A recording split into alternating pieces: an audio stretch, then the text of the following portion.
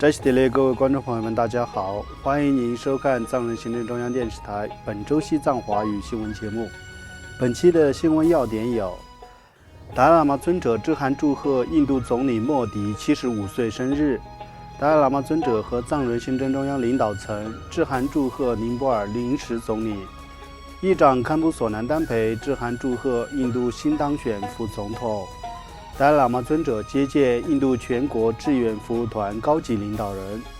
第17届西藏人民议会第10次会议圆满闭幕。联合国特别报告员和专家关切西藏人权状况。驻欧洲各国办事处举办藏语培训及相关活动。下面请看详细内容。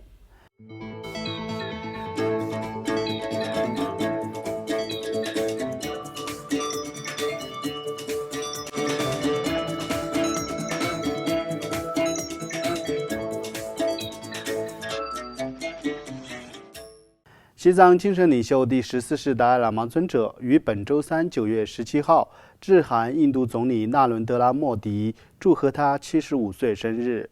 达赖喇嘛尊者在贺函中表达了对印度的钦佩，称赞了印度多年来取得的发展与繁荣，并代表流亡藏人向印度政府和人民致以深切的谢意。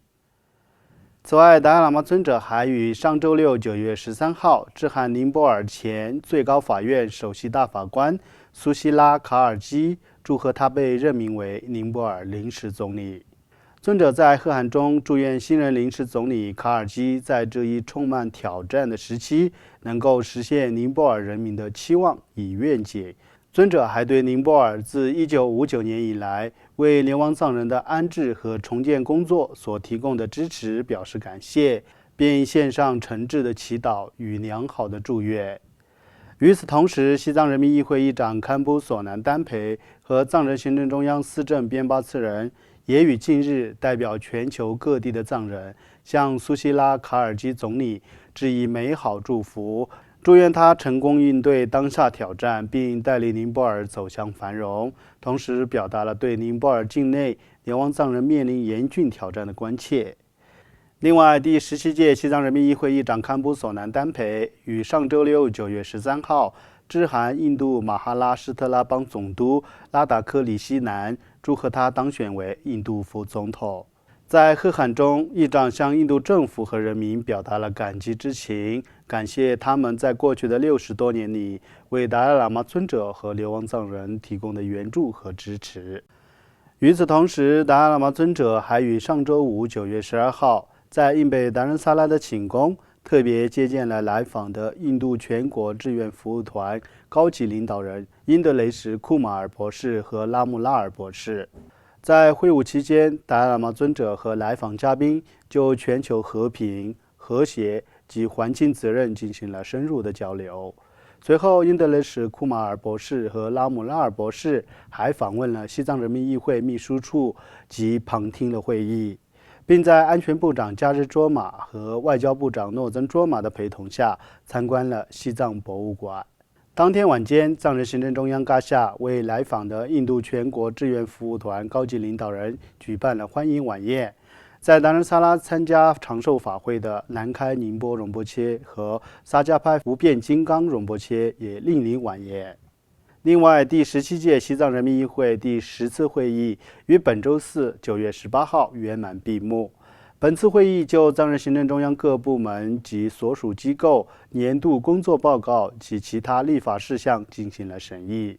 本次会议自9月10号至18号间举行，先后审议了藏人行政中央7个部门及所属机构2024年至2025年度工作报告，随后进行了总体辩论，并由嘎夏就各项报告作出答复和说明。会议还通过了一项感恩达赖喇嘛尊者的5点决议。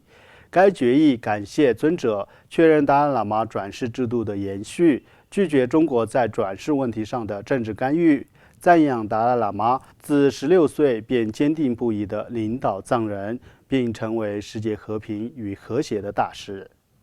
会议还通过了一项7点决议，强调了为西藏自由事业献身的英烈们的精神，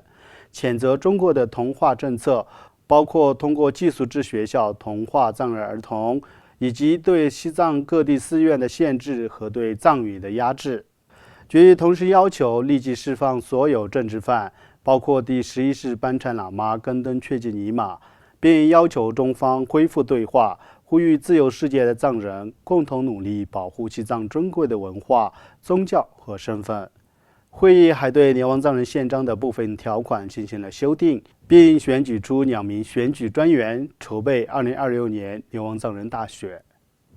此外，根据联合国于7月16号发布的一份联合通报显示，6名联合国特别报告员和工作小组成员就西藏人权捍卫者和前政治犯郎吉的遭遇致函中国政府，表达关切。特别报告员们对这一情况表示严重担忧，并强调郎吉的案件严重违反国际人权法的准则，包括违反禁止酷刑、任意拘押和强迫失踪等相关法律，并敦促中国就此问题作出解释并追究责任。2015年10月21号，年仅15岁的郎吉和他的表姐丹增卓玛在西藏安多阿巴县格尔登寺附近的英雄路上举行和平抗议活动，并手举达赖喇嘛尊者和格尔登荣波切的法像，高呼口号展开游行，随即遭到当地警方的拘捕。随后，当局以颠覆国家政权等罪名判处郎吉和他的表姐3年有期徒刑。期间，他们被迫从事繁重劳役，无法获得适当医疗照护，即使在2018年获释后，仍长期处于监控之下。同一天，5名联合国人权专家也在通报中对中国干涉达赖喇嘛尊者的转世事宜，以及第11世班禅喇嘛根登确济尼玛长达30年的强迫失踪问题表示严重关切。专家们在通报中指出，中国政府要求所有转世必须经政府批准，此举严重违反了国际人权法，剥夺了藏人自由信仰宗教的权利，并背离了藏传佛教正统的转世认证程序。专家们还敦促中国政府公布第11世班禅喇嘛的下落、健康及安全状况。请继续收看本期节目的最后一则消息。藏人行政中央驻日内瓦办事处于上周六9月13号在瑞士迪迪孔市为当地周末藏语学校的教师举办了为期2天的培训活动。期间，主办方为27名来自瑞士和3名来自奥地利的教师提供了符合学生心理发展规律的教学方法和教育理念的系统培训。